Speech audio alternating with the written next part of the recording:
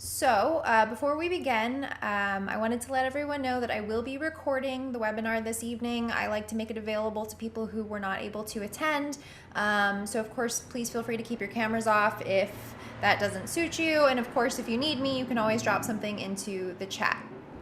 So, with that being said, I'm going to go ahead and open up this presentation and we will jump right into this. So, let's see.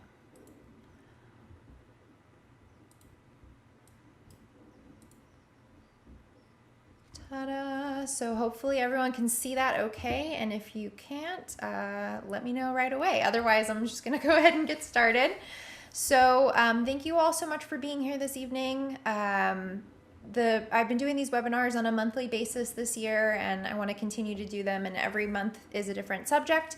As you guys know, the subject for this evening is waste not, want not. So we're going to focus specifically on household waste and how we can reduce it, and learn more about how much we all create. So hopefully this will be helpful for everybody. So for those of you who don't know me terribly well, a little bit about me. As you know, my name is Anastasia.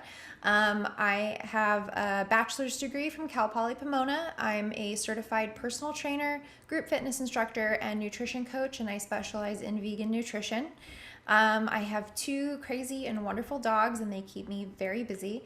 And a fun fact about me, I absolutely hate running. It is not my exercise of choice, and French fries are one of my favorite foods. I'm a huge fan. So that's a little bit about me. And this shirt, in case you're wondering, I am a volunteer with Mercy for Animals, and so the shirt I'm wearing in this picture was for a fundraising, a virtual fundraising thing I did with them because I'm a big fan of the work that they do. So that's a little about me. So next I'm going to jump into waste and why it matters and what the current situation is with the waste we create, specifically in the United States. I wanted to focus on that because we're all living here in the US, so this is more specific to us. So individuals in the United States create approximately 1,800 pounds of waste a year. And keep in mind, that doesn't include waste from like construction, home renovations, any sort of hazardous waste. This is limited to pretty much the waste that your trash person or a waste management person picks up on a weekly basis. So 1,800 pounds is quite a bit. When I was doing research for this presentation, I mean, I knew we created a lot of waste, but I think I underestimated just how much. So, in addition to this, the EPA, or the Environmental Protection Agency, stated that, or they have stated recently, that landfills are the third largest source of human-related methane emissions in the United States alone. This accounts for 15% of human-related methane emissions in the United States. So landfills, the third largest source of that methane, which is huge. It's a lot. And if you are familiar with just the environment and everything that's going on with our planet, you know that this is going to have a huge effect on global warming. And that in turn has a huge effect on all life on this planet, right? As the planet heats up, this creates a lot of problems for us and for the animals. So it's definitely a concern, huge concern, and it's something that we can all do something about. So a little bit more about trash. Some trash cannot be recycled or disposed of, and this type of waste and this trash often finds its way into the ocean and to all different parts of the planet. And even trash in the United States ends up in other countries. Our trash doesn't just go away, right? It all has to go somewhere. So one example of a type of trash that can't be recycled or disposed of is microplastics. And I don't know if you guys have heard of these before. They have been coming up in a lot of nature documentaries lately, but I know not everybody is a nature documentary buff like I am. So I wanted to kind of get into microplastics a little further. So a microplastic is any plastic fragment that's less than 5 millimeters in length. So they're quite small, almost like a grain of rice. Pretty tiny, microplastics, right? Hence the name.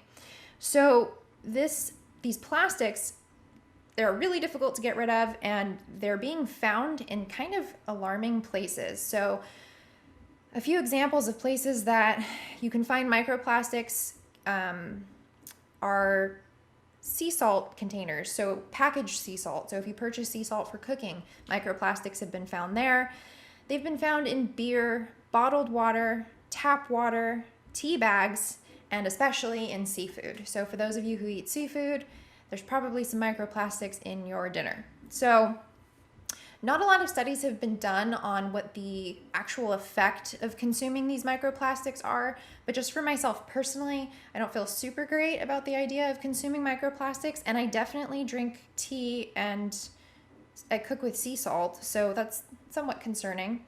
So in addition to that, our trash is also covering land, but it's ending up in the ocean too, like I mentioned. So trash is being found, and microplastics are being found inside the bodies of dead whales and other sea creatures, and they're being washed up to shore, and usually scientists want to know why, right? Because sometimes you'll get fleets of whales that have washed up on the shore, and of course an investigation has to be done, and 9 times out of 10 they cut open the whales and they're full of trash, our trash, and that's what's caused them to die. And it's not just whales, I mean sea turtles, dolphins, all kinds of sea creatures, unfortunately. So the way we are disposing of our trash is definitely having an effect on all living things, unfortunately.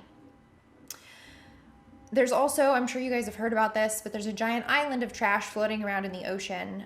One thing I have learned recently that I didn't know was the majority of that trash is actually from fishing nets and all of the materials used to catch fish, and it's been disposed of by fishermen. So that might be something to look into also. I didn't realize that less than 1% of that Pacific trash island is even made up of plastic straws. It's less than 1%. So there was this big push, and we should still not use plastic straws, but there was this big push that that was what was affecting the oceans. But a lot of the trash is actually from fishing material. So anyway, if you want to learn more about that, I don't want to go on a tangent about the ocean. You can watch Seaspiracy. It was just released within the last month. It's on Netflix. It's fascinating, created by the same people who put together the documentary Cowspiracy. And I actually recently saw a lecture with the director from Seaspiracy, and she's a woman and she's pretty cool. So I definitely recommend that you check that film out if you have access to Netflix. So I'm not going to go on a tangent about the ocean. We're going to move on to the next part of the presentation. So how can you reduce waste? How can I reduce waste? Believe it or not, the best place to start is by looking at your trash. And I know this might sound gross, but I really strongly recommend that before trash day, for a couple weeks in a row, kind of take a look through your trash. And it's fine if you want to wear gloves or, personal protective gear if you think that's nasty. And I guarantee you're going to start to see sort of a pattern, or you're going to see repeat items that you're throwing away a lot of. And I would take those items, maybe make a list, and then of course throw away your trash, but make a list of the items you're seeing really frequently and start to figure out ways you can replace each of those items one by one with something that isn't single use, that won't be disposed of immediately. So we create a lot of trash and waste in our homes, and so what I've done is I've broken this up into different rooms of our houses where we produce a lot of waste, just because really we could go on forever about all the things we throw away, but I wanted to narrow it down to the things that I think people are using the most. So we're going to start with the kitchen first. Waste in our kitchens. So this could include paper towels, napkins, coffee cups, food packaging, grocery bags, kitchen scraps. I mean, the list goes on forever. And I guess over the last couple of years, I'd say I've been making a conscious effort to swap some of these things out. So I'm hoping that some of these recommendations will be helpful. So for example, you go through all your trash and you discover you're throwing away a lot of paper towels. My recommendation for replacing those paper towels would be to use fabric towels or old rags that can be washed or reused. So maybe even microfiber cloths, or repurposing things that you were going to throw away anyway. So for myself personally, I have under my kitchen sink, attached to the cabinet, I have one of those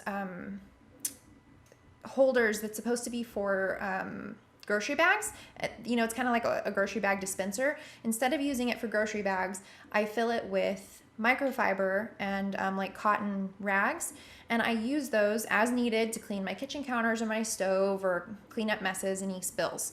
And then I have a small trash can under my sink where I throw the used rags, and then at the end of the week I include them in my laundry. Obviously I keep them separated from my clothes, but I wash them and then I put them back in the dispenser. And I don't even buy paper towels for my kitchen anymore, and I've been doing this for a couple years now, and it's been amazing. It's saved me a bunch of money and I haven't created as much waste. So that's been super helpful. Same goes for paper napkins. So if you're throwing away a lot of paper napkins, stop buying them and invest in some cotton cloth napkins that can be washed and reused. So same thing, when I got rid of all of my kitchen towels, I also stopped buying paper napkins because I was throwing away a ton of paper and single-use items. Single-use items are probably the easiest and fastest thing that you can replace and stop using. So I use cotton napkins, and when they're used or they're dirty, I put them in that little bin under my sink, and then they get included in the laundry every week, and then I just fold them and put them in their drawer.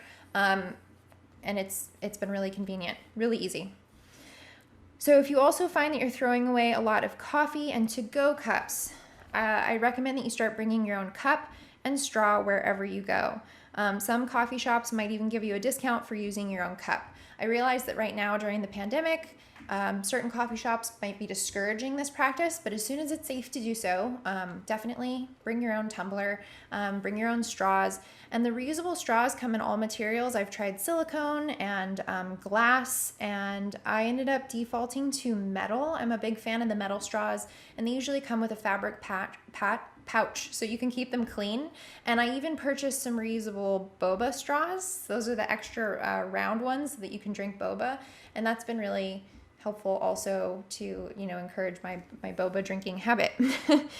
So another thing you might be using a lot of, especially if you pack a lunch, are plastic snack bags. And I know everyone refers to these as Ziplocs, but lunch bags. You can use, there's lots of alternatives now. There are reusable silicone containers. There are wax food wraps that you can use that kind of hold their shape because they're thick, because they're waxy. You can also use glass or steel snack boxes or cloth bags. So all of the Tupperware in my kitchen, for example, when I pack lunches, it's all glass and it lasts a really long time. If you buy the right brands, it can also be incredibly heat resistant. And of course, they do cost a little more upfront than if you buy plastic containers, but they also are easier to keep clean. You don't have to worry about BPA, and they're not going to end up in a landfill because they're made of glass. So those are good options too. Food packaging. So this is a tough one because I know a lot of our food is already prepackaged. So unless you're on a whole food diet where you're only buying like bulk fruits and veggies and things like that, it can be kind of challenging. But the first thing you can do is you can stop using plastic produce bags in the grocery store. So I know we all shop in different places, but sometimes stores will sell a fabric produce bag. It almost looks like a net, like a fruit and vegetable net that you can use. The other option is to just throw the produce in your cart because you're gonna wash it anyway before you cook it or before you eat it. So I know that might freak some people out, but it's, if you clean your produce before you eat it, it's not a big deal for you to throw it in your cart.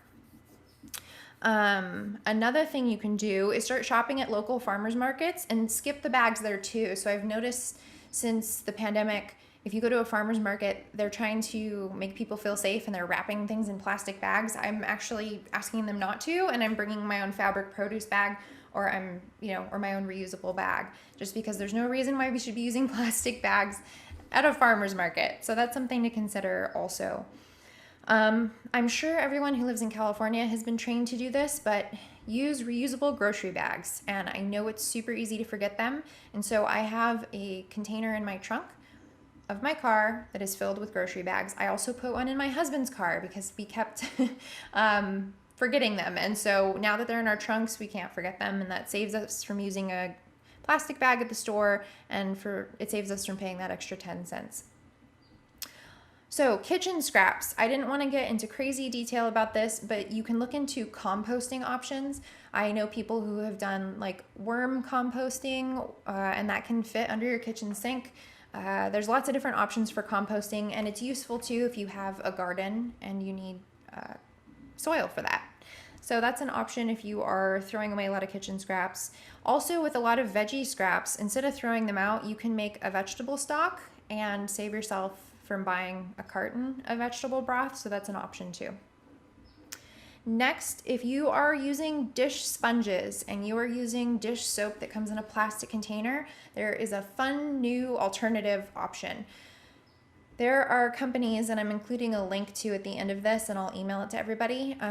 One company in particular, it's called No Tox, and they sell a kitchen soap bar, and it's a dish soap bar. And then they also sell bamboo dish brushes. And so you basically just dampen the end of the dish brush and rub the top of the soap bar and clean your dishes or pre-clean them before you put them in the dishwasher. Part of the reason why these dish soap bars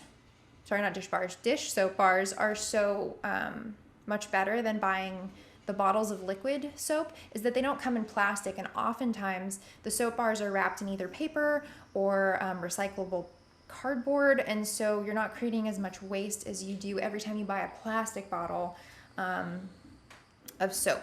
Also, as far as the sponges go, a lot of people use them until they get gross, and they do get gross, and then they just throw them away. And those are made out of plastic too. So if you can get something a little more sturdy, like a bamboo dish brush, those last a lot longer. They can often be cleaned in boiling water and reused, and they're pretty sturdy. So it's something that eventually, yeah, you're gonna have to replace it, but not nearly as often as you're replacing sponges.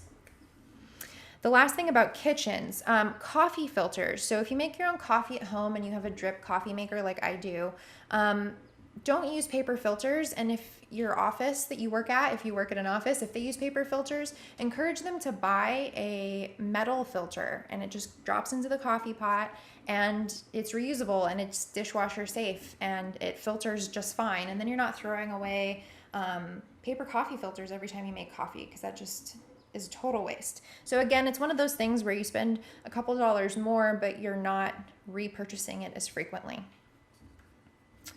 Okay, I'm gonna drink some water, and then I'm gonna talk to you about bathrooms.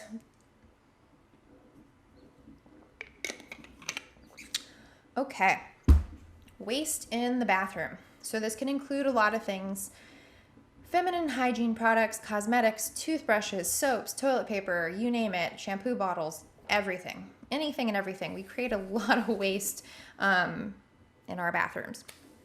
So one swap that is relatively easy to make but does require a little bit of an investment. So instead of buying single use or cotton tampons and pads, you can use alternatives like Diva cups and Thinx. So a Diva cup is like an alternative to a tampon. It's a menstrual cup. And then Thinx are period underwear. So I don't know if anyone's familiar with those, but they're kind of game changers. They are super absorbent, anywhere from, I think they measure it based on like comparing it to the absorbency of a tampon. So anywhere between like half a tampon to like 4 tampons absorbency just in one pair of underwear. They're kind of amazing. They come in all shapes, sizes, and colors. I'm particularly fond of the brand Thinx because that's what I've always used, and so I know that it works well, but they're amazing, and I don't create as much waste. I'm not throwing away hygiene products, a whole week of every month. Instead, I'm just using these reusable underwear, which is really cool. As far as cosmetics go, so I'm finding that some makeup brands are now using refills for their makeup. So like concealer or like liquid foundation, the actual applicator stays the same, but the bottom twists out and you can replace it with a refill. And one brand in particular that's doing that is Milk Makeup, and Milk Makeup is vegan and cruelty-free, and they sell it at Sephora. And they're basically just trying to create less waste, which I think is great. Another thing that was a huge game changer for me are the makeup removing face towels. So I know a lot of us use either a makeup remover that comes in a plastic bottle, Or we use those makeup removing wipes. I know the Neutrogena ones are really popular, and you like wipe your face with them and throw them away. It's another single use thing that is not good for the environment. So I started using makeup removing face towels, and they're basically like microfiber cloths, and you just dampen the cloth and then wipe your makeup away. And I know this sounds crazy, but it even works on waterproof mascara. It's just been mind blowing. So I bought a pack of 3, and once I feel like I've used one enough, right, and it's got like makeup all over it, I just run it through the wash, and then I can use it all over again. So I wash it with my laundry just like everything else. And so that's been amazing. I got those on Amazon, but I'm pretty sure you can also get them pretty much anywhere that you buy makeup. They've become sort of a thing. So definitely something to consider. Toothbrushes. So toothbrushes, you can buy them made out of recycled materials or bamboo. And I just want to warn everybody, I tried several different bamboo toothbrushes and they weren't great. So I ended up buying these toothbrushes that are made with recycled materials. They've been reused or repurposed. The recycled material ones are much better. I got them on Amazon. The bamboo ones were a little weird just because the brushes feel like wood, and the bristles were made with bamboo, and they were a little sharp for my gums. So I would definitely try maybe recycled materials instead, and maybe there are companies that have better options, but I was not having good luck with the bamboo toothbrushes. Soap. So if you're using either hand soap or shampoo or conditioner, all of those things can be purchased in bar form, and this is like what I was talking about before with your kitchen. If it comes in the form of a bar, it's going to use less packaging. So I use Dr. Bronner's body soap bars. And then for my hair, I just started using that new brand. It's been at Target. I think it's Love and Beauty. It's a shampoo and conditioner 2-in-1 bar, and it's in the shape of a little heart, and it smells amazing. It's vegan and cruelty free. And I know that I don't have a lot of hair, so I don't know how it works for people with lots of hair, but it's been really easy. You barely get the soap bar wet, and it lathers like crazy, and it's got coconut oil in it, and it's been really good for my hair. And I'm not using, plastic bottles, so that's been a nice replacement. Another thing that I mentioned that we use a lot of, which has been a really popular item in the last year or so, is toilet paper. It's suddenly the most popular thing at the store. So one thing you can do is purchase a bidet, and it's just a small attachment for your toilet, and it uses water to clean you off instead of wiping with toilet paper. Another option is they're making toilet paper out of bamboo now, and it's much softer than the bamboo toothbrushes, and that's an option too if you want to use less paper that's made with other trees. Bamboo is a really sustainable option. It grows like crazy, and we got a whole lot of it, so it's a good option if you want to make a switch from regular paper toilet paper. So that's it for bathrooms. Next, we're going to talk about our closets. So fast fashion, clothing donations, and excessive purchases. So clothing waste or textile waste is a huge problem, not just in the United States, but all over the world. And fast fashion, I don't know if that's a term that everyone's familiar with, but it's basically cheap clothing that is easily replaced. So if you think of like clothing they sell at stores like Forever 21, for example, really inexpensive, doesn't necessarily last you a long time, and it's trendy for a season, and because it's inexpensive, you don't mind buying more the next season, right? But these are things that don't stay in your closet for very long, so as a result, they're getting thrown out or donated relatively quickly. So the average American throws away 80 pounds of clothing a year. I did not know that. That's crazy. I'd say that it's probably gone down in the last year since we've all been at home and probably not really worn out the clothes in our closet. At least I know I haven't, but it's 80 pounds a year. And on a global scale, only 12% of clothing materials are recycled.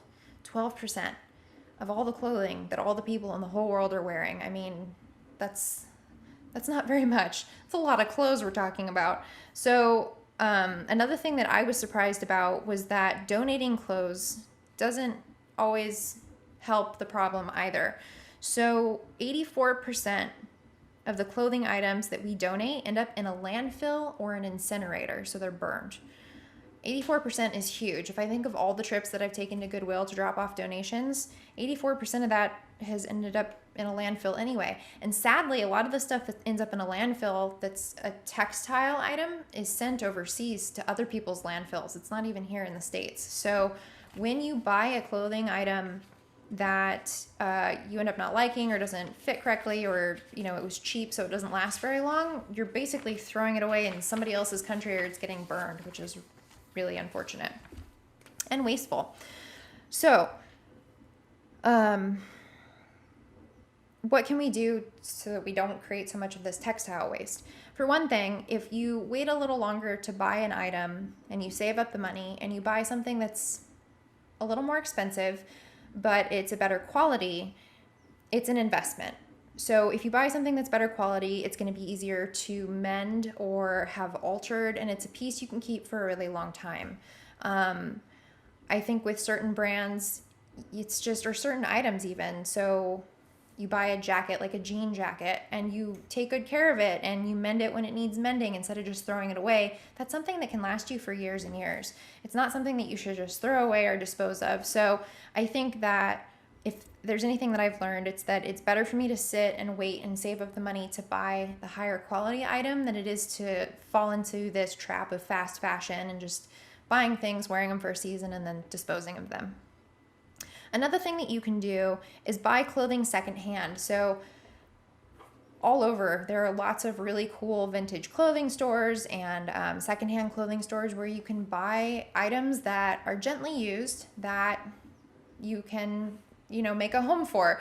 And I think I got my jean jacket, actually, now that I think about it, secondhand, and it was in perfect condition, and I love it. And I've worn it for several years, and it's still in really good shape. Same thing with leather jackets. And even though leather jackets aren't vegan, if you're going to buy them secondhand and give them a whole new life and really get good use out of that item, I think that that's great. And I encourage you to do that. And that's a wardrobe piece that lasts a lifetime, really. And like I said, mending or altering your clothing instead of just throwing them away is always a good way to go. So I think that's it for clothing. Oh, and then of course, excessive purchases. So I know that it's fun and we all get really excited when we go shopping, when we have the opportunity to do so. But I think it's really important to consider if it's an item that you actually need, right? So if you already have 4 swimsuits, do you really need another swimsuit? Or just because there's this funky new trend going on, do you really need to join in with everybody else? Is it worth buying something that you're going to throw away next season? So I really encourage being thoughtful about your purchases before you make them. So the next thing, and this really isn't a room in your house, but this is your whole house, and this affects all of us, I think, and that's waste from online shopping. And I hate to put Amazon on the spot here, but they've sent me some huge boxes for like tiny items, and I definitely have felt a lot of guilt over that. So online shopping, which has become especially popular in the last year, you end up with boxes, bubble wrap, also just your regular mail. So if you're still getting paper statements, that's a lot of waste. So what can you do about all of these mailing materials that are showing up at your house? So you can reuse those cardboard boxes and shipping material. I reuse Amazon boxes all the time to ship things to people. There's no reason why they only need to be used once. That's a multi-use item for sure. If you're still receiving paper statements for your bills or anything else, request paperless. I mean, most companies will accommodate that now. It saves them the resources as well. There's no reason why we can't get our statements, via email. Another option when you're doing online shopping is to select frustration-free, in quotes, packaging. Oftentimes this is less extensive packaging. It's not like, the boxes aren't as big, there isn't as much involved. That's not to say your item won't be protected if it's fragile. It's just they don't go over the top with the packaging. Another option, and this is common with Amazon too, is you can request to have more items shipped together in the same box. So I know the tendency to select like same-day shipping or 2-day shipping is, I know we all want to do it, but sometimes if you select something like 3 or 4-day shipping, they'll send all of your stuff together in one box, and then less materials are used. And most of us, unless it's really urgent, can wait a couple more days for whatever the item is that we ordered. So, in conclusion, It's always better to spend a little bit more for an item that is going to be higher quality, that's not going to end up in the trash right away. Cheaper is not always better. When given the opportunity, it's always best to upcycle, recycle, and reuse items as much as possible. And when in doubt, double check that you absolutely need to buy an item before you do. Oftentimes we buy things that we don't really need. And not only is this bad for the environment, but it's also really bad for our wallets. So less is more. Give yourself an opportunity to go without the item for a while and make sure it's something that you actually need before you impulse purchase. So that's the end of what I was going to share with everyone. Next, we've got the share and tell portion. I guess I can share my part first, but during this point in time, we can all chime in and talk about what our recommendations would be.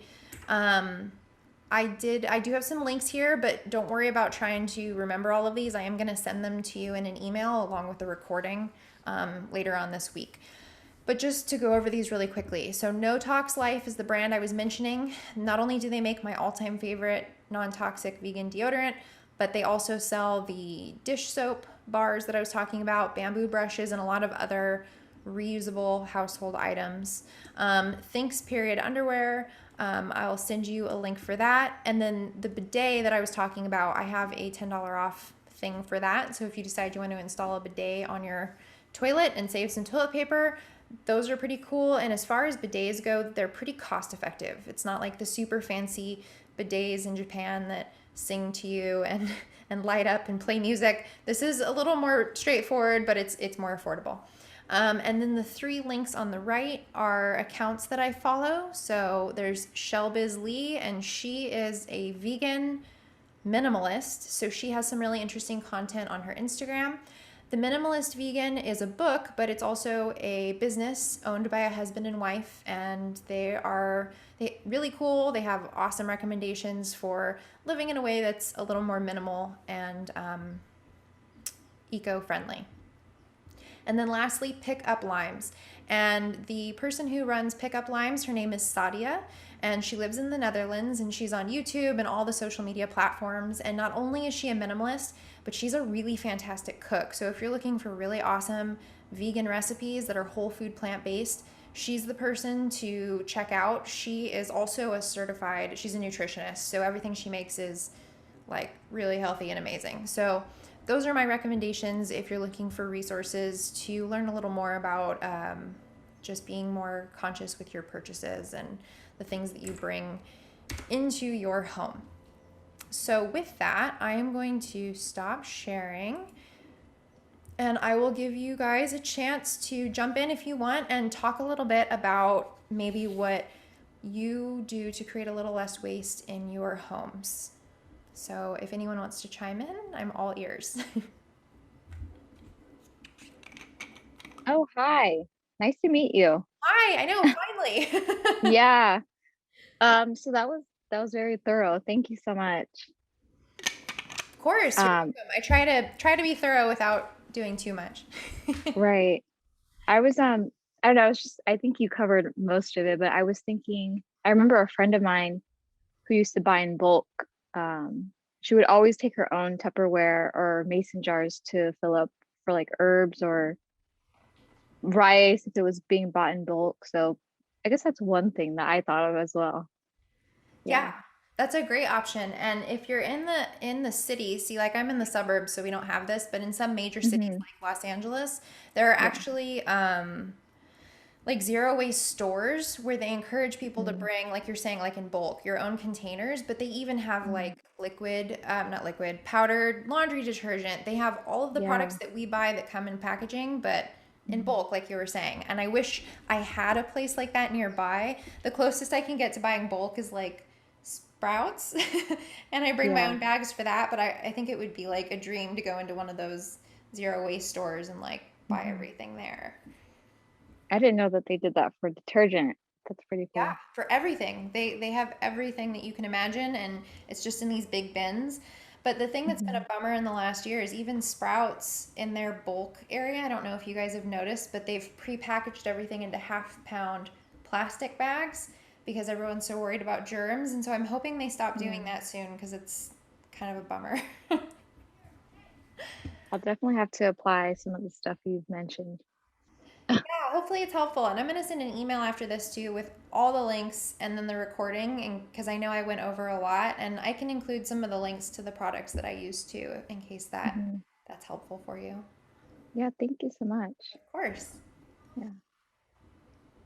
What about you guys? Any tips you want to share or questions? Something small that I recently discovered that I wanted to do was something as simple as like cotton rounds. Like I always buy the cotton rounds from Target, and I just barely realized that they sell similar to like the makeup towels, but it's like reusable cotton rounds, and you can just hand wash them. And they come in, you can even buy them like in a little bamboo container on Amazon, and you can like store them that way. And it comes with like 10 or 20 of them or something like that. And you can just keep reusing those. So that's something that I've been wanting to get.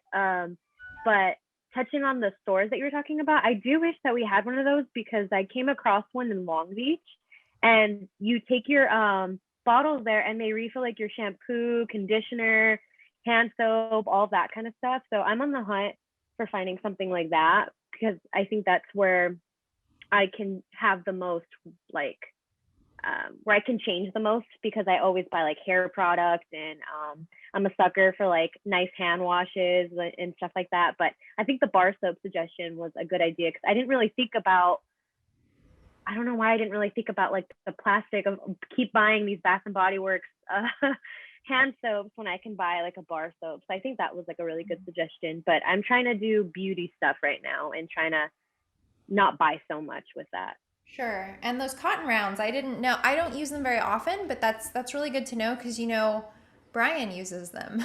My husband, I know you Oh, guys don't might not know. He's my husband, but Christina knows him. He uses them, and I hadn't even thought about.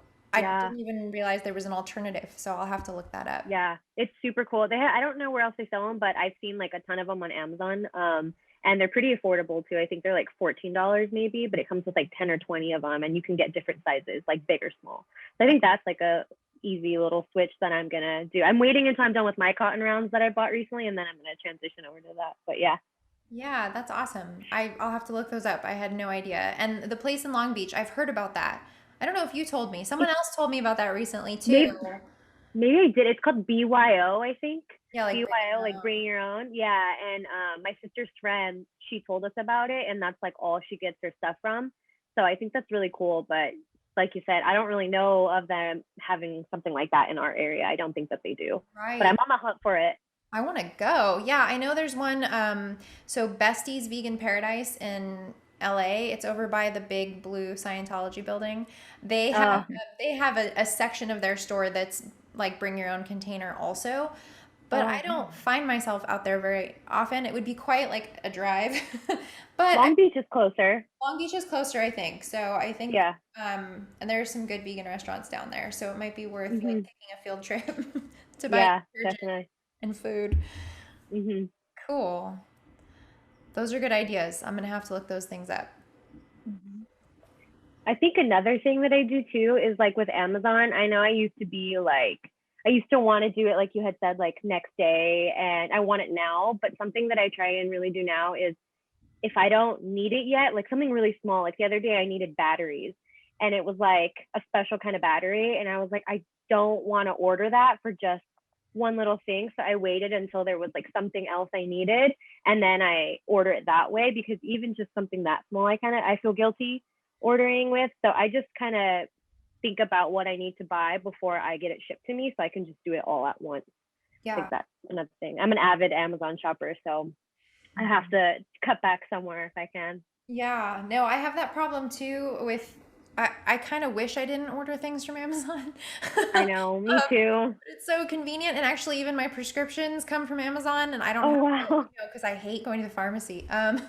Yeah. But I'm the same. So like I'll add things to the cart as I need them, and if it's not urgent, I wait until there's a handful of things, and then I place an order.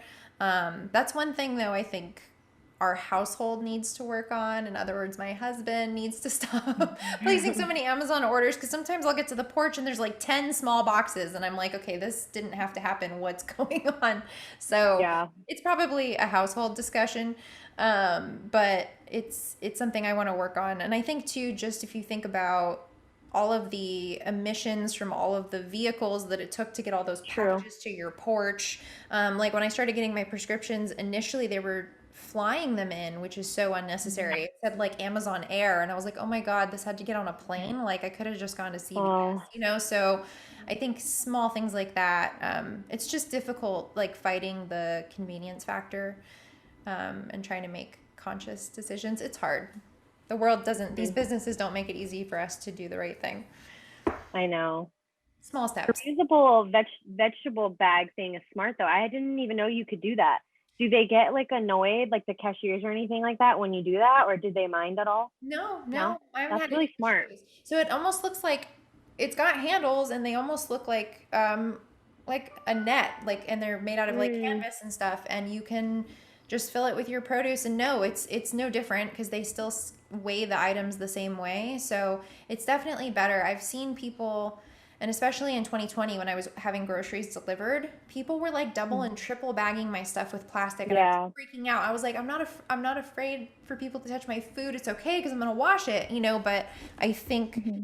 everyone's so conscious of germs right now, that the use of single-use stuff like plastic and Clorox wipes is just getting way out of hand. And you can make your own hand sanitizer, by the way, out of like aloe and alcohol. There's no, Oh, yeah. No reason to buy big plastic bottles of it, but I understand everyone's been in a little bit of a panic. So hmm. changes we Do can you make. make do you make your own fruit and vegetable wash? I Or is there a do. brand that you like? Oh, Um, you do? yeah, I can include a recipe, but this one is Oh. white vinegar base Mm-hmm. primarily, with some lemon juice and like water basically. And you just Yeah. have to let it sit a little bit longer. But I do like to make my own. I did buy the Sprouts brand once, but with how much I can make in my own spray bottle, it just didn't make sense to keep buying it. Right. Yeah. Good. But I can email that to you guys when I send out the email. I'm sure I've got Mhm. the recipe somewhere. Right. Thank you. Yeah, of course. Mom, did you have anything you wanted to share with us? Oh, well, I just do all the regular stuff. On the vegetable wash, I bought at Trader Joe's once too, but I spray with vinegar. I have white Mm-hmm. vinegar, but um, yeah, there's an Instagrammer named Anna Sachs, and she started a campaign called hashtag Retail Made Me, and it's about retail waste. And that her campaign is eliminating retail waste. So, you know Mm-hmm. how businesses have to throw out makeup and food and clothes and everything, even if it's never been used. And so she's trying to get laws passed here. So they had laws passed in France, so they're not allowed to throw it out anymore. They have to donate it. And she's trying to Mm-hmm. campaign for that. So if anyone wants to look her up and help campaign for that, that's a good thing. And a lot of her focus is to reusable clothing, like you were mentioning. And I separate my recyclables. I separate all my trash. Um, Metal coffee filter. But I do love that Bed Bath and Beyond hand Mm-hmm. soap. All those hand soaps I always have to buy, or Bath and Body Works. I love all the different smell ones, so I don't know how I'll break Yeah. out of that, but yeah. Um, so yeah, so I thought that was really cool when I learned about her and her movement, against not just retail stores, but also us reusing our own clothes or buying used clothing and stuff Yeah. too. How do you spell her last name? You said it was Anna. SACKS, I think it is. Okay.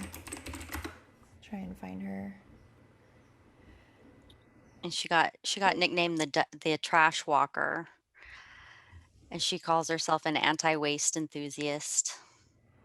Is her, I think I found it. Think Zero is her Mhm. business, maybe. Yeah, Oh, yeah, the that trash sounds right. walker. There she is. Okay, I'll put this in the chat. I'd never heard of her. I'll Thank you. follow her right now because this is a first. There's so many amazing people on Instagram that I found that are trying to make a change. I have a friend, I was hoping she could make it tonight and talk to you guys, but she's on the East Coast. She's zero waste. She doesn't buy anything that comes in a package. Like, she won't even buy an ice cream bar if it's in a wrapper. Like, she's been zero waste a long time, and for a living she sells vintage clothing and like reuses, repurposes, and she can sew, so she'll mend things and then resell them. And she's a zero waste vegan, so she's like at another level. But hopefully I can get her to join one of these days, maybe if we have it earlier in the day. But she's kind of my hero. I'm hoping to learn more from her because I don't know how, I mean, I know you can do it, but God, it would be really hard for me to buy nothing that comes in a package. I don't know if I could make that kind of commitment on top of being vegan and everything else. It's a lot, but it can be done. I don't know if I'm ready for that yet. I don't think I'm there. What's her name? Her Instagram. She just changed it. Her name is Linnea, but let me pull up. She keeps changing it to like vintage this and vintage that. So Linnea Thrifted. So we met through, she used to work at the ALS Association, and I volunteer with them, and we became friends. And then as soon as we became friends, she moved to New York. So it's just been like an Instagram connection, but she's got some pretty amazing stuff too, and I'm gonna be like her someday when I grow up. So I think that was all I had for you guys. Did you have any questions for me on anything I went over, or any of the crazy statistics, or any of that other stuff? No, I'll be watching Seaspiracy. Yeah, it's crazy. I've been wanting to, because I would consider myself pescatarian, but I don't know. I've been worried about fish. Not even just microplastics, but like parasites, and so I'm definitely gonna be watching that. I think this is pushing me towards watching it even more now. Yeah, small warning, it's mostly not graphic. There is a portion that takes place in, I want to say it's somewhere in Europe, where they do kill whales, and it's whaling, fashion way. It's very like hands-on. It's pretty graphic. Other than that, the rest of it was manageable. I've seen some pretty scary stuff, but that one was really hard for me because I have a thing about whales. I was a whale. Fast forward through that part. Well, I didn't know. That's true. See, now you know. You gave us we know. I mean, you gave us a trigger warning. So. It escalated. Like, it happened really fast. Thank you. It was like, oh, the whales are. Because that would be traumatizing. Oh, what cute whales! It got really intense, and I was like, oh my God, it's happening. So that's probably the most triggering thing. But I learned stuff in that documentary that, I mean, I've been vegan for a while and vegetarian even longer before that, and I learned stuff I had never even heard about. I was shocked. So I think it's worth watching.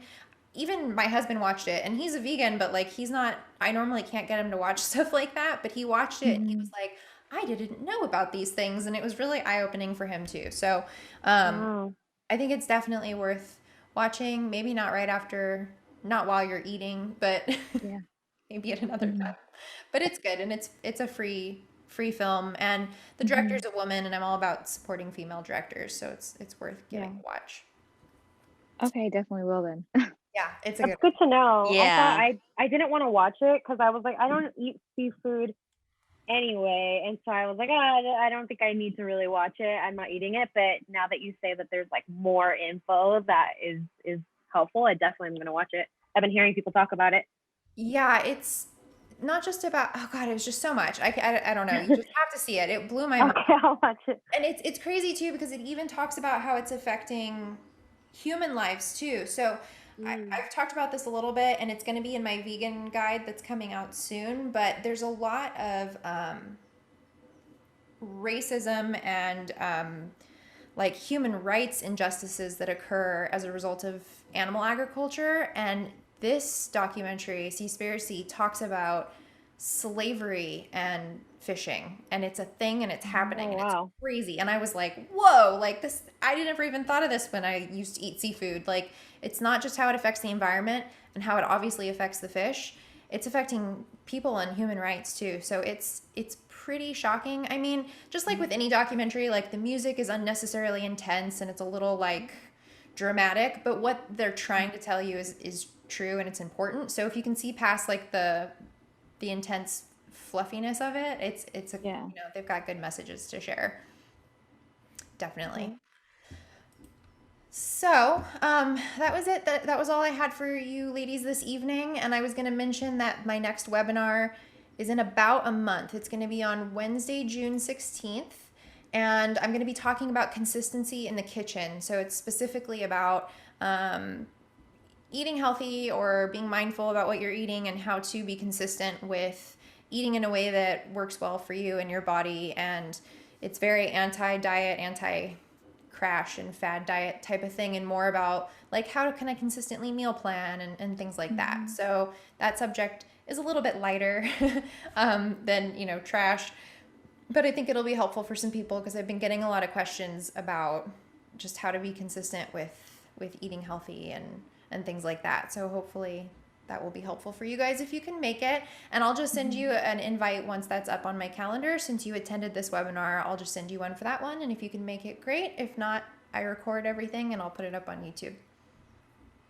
Thank you. Of course. Great. Thank you. Appreciate the information and the webinars and everything. Yeah, absolutely. And I'm glad that you ladies could make it. And that's pretty much what I've got for you. So I hope you enjoy the rest of your evening. I'll stick around in case anyone has any other questions. Otherwise, I'll see you guys around.